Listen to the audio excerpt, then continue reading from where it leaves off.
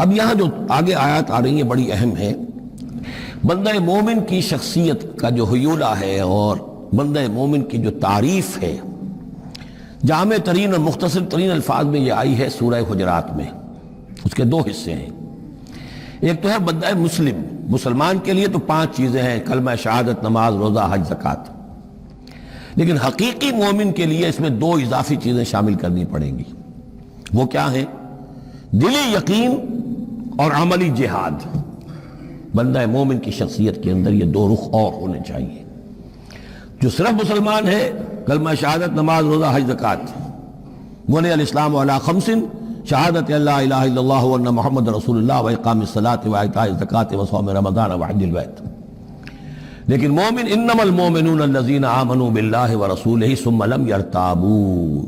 یقین والا ایمان، دل میں ایمان. وجاہدوا باموالہم وانفسہم فی سبیل اللہ، اور جہاد کریں اپنی جان اور مال کے ساتھ اللہ کی راہ میں. اب یہاں یوں سمجھئے کہ سورہ حجرات کی اس آیت نمبر 15 میں جو ڈیفینیشن آئی ہے، جیسے پرکار ہوتی ہے، پرکار کو کھول دیا. ایک حصے کی کیفیات کو یہاں اس سورہ انفال کے شروع میں لے آئے ہیں، اور دوسری جہاد والی کیفیات کو سورہ انفال کے آخر میں لے آئے ہیں. تو یہ پرکار یہاں کھلی ہوئی ہے اس ڈیفینیشن کی. تو ایک حصہ ڈیفینیشن کا یہاں آ رہا ہے: انما المومنون الذین اذا ذکر اللہ وجلت قلوبہم. اہل ایمان، حقیقی مومن تو وہ ہیں کہ جب اللہ کا ذکر کیا جاتا ہے تو ان کے دل لرز جاتے ہیں. وَإِذَا تُلِيَتْ عَلَيْهِمْ آيَاتُهُ، اور جب انہیں اس کی آیات پڑھ کر سنائی جاتی ہیں، زادتہم ایمانا، ان کے ایمان میں بڑھوتری ہوتی ہے، اضافہ ہوتا ہے. وَعَلَىٰ رَبِّهِمْ يَتَوَكَّلُونَ، اور وہ اپنے رب پر توکل کرتے ہیں. الَّذِينَ يُقِيمُونَ الصَّلَاةَ، جو نماز کو قائم رکھتے ہیں. وَمِمَّا رَزَقْنَاهُمْ يُنْفِقُونَ، اور جو کچھ ہم نے انہیں دیا ہے اس میں سے اللہ کے لیے، اللہ کے دین کے لیے خرچ کرتے ہیں. انفاق فی سبیل اللہ مراد.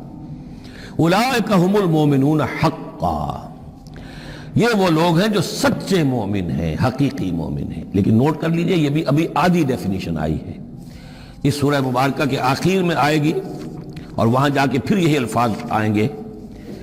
یہ آیت نمبر 74 ہے: والذین آمنوا وہاجروا وجاہدوا فی سبیل اللہ والذین آووا ونصروا اولئک ھم المؤمنون حقا لہم مغفرۃ ورزق کریم.